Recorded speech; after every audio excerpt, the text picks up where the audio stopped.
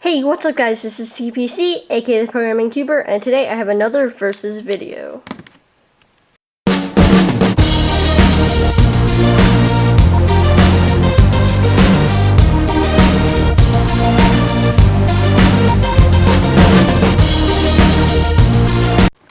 This time I'll be comparing the MoYu AoLong version 1 and the MoYu AoLong version 2. Does this newer version live up to the standards of the original? And more importantly, does it fix the problems of the old one? Let's find out. First is what I like to call the specs. It doesn't really make any sense since roughly translating from tech terms to cubing terms, specs would mean the mechanism, but whatever. Anyway, I bought the MoYu AoLong version 1 for $16 at thecubicle.us, while I picked up the V2 for about $9 at liketake.com. While I like the Cubicle for the lube and stickers, as well as their fast shipping, their prices are definitely higher. So if you're on a tight budget, I'd recommend ordering from Lightake or CubesEZ. Now onto appearance. Both of these puzzles are 57mm in size. My V2 still has the stock MoYu shades, while I've replaced the stickers on my V1 with my preferred set. Both sets contrast well, and I have no problem with recognition. I don't mind the MoYu shades, but I definitely prefer my bright fitted set from the Cubicle. So far, these two cubes are identical, but not for long, as the time has come to talk about turning. First up, the V1. I've had my V1 since these days.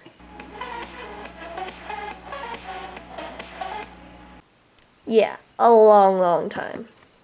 So, as expected, it's super broken in, and has completely lost the dry, sandy feel it used to have.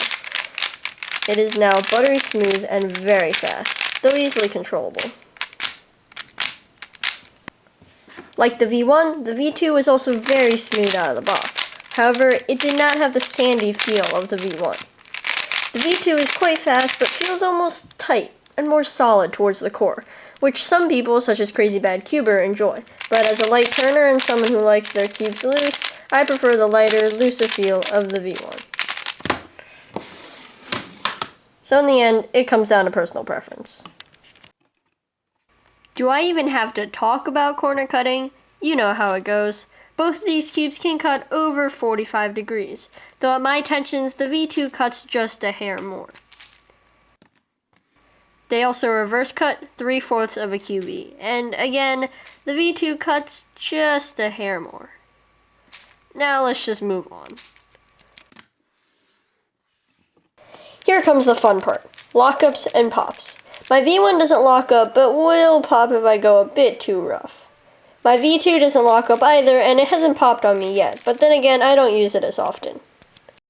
And now, what you've all been waiting for, the mechanisms of these puzzles. So on the left are the V1 pieces, and on the right are the V2 pieces. At first glance, they look nearly identical, but there are some differences. Looking closely at the edges, you can see that the V2 edges have a track not found on the V1. The V2 corners have much larger dips.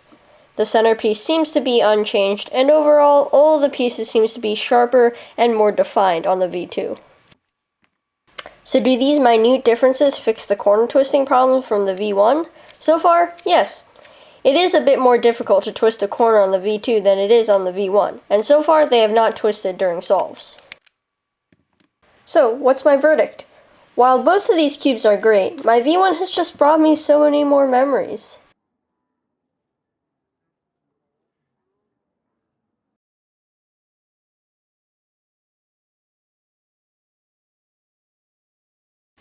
Well, to be fair, my V2 features in some memorable moments too.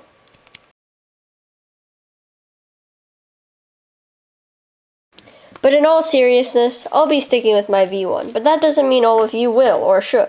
If you have a light turning style and like loose feeling cubes, I suggest you stick with the V1, or get one if you don't have one already. If you have a rougher turning style, or just like more solid feeling cubes, I say you get a V2.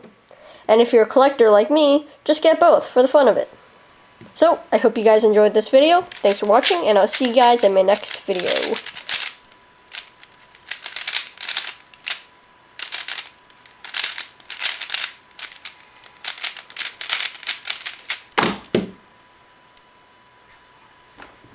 Yes! Yes! On camera 12. Not my PB, but pretty awesome still.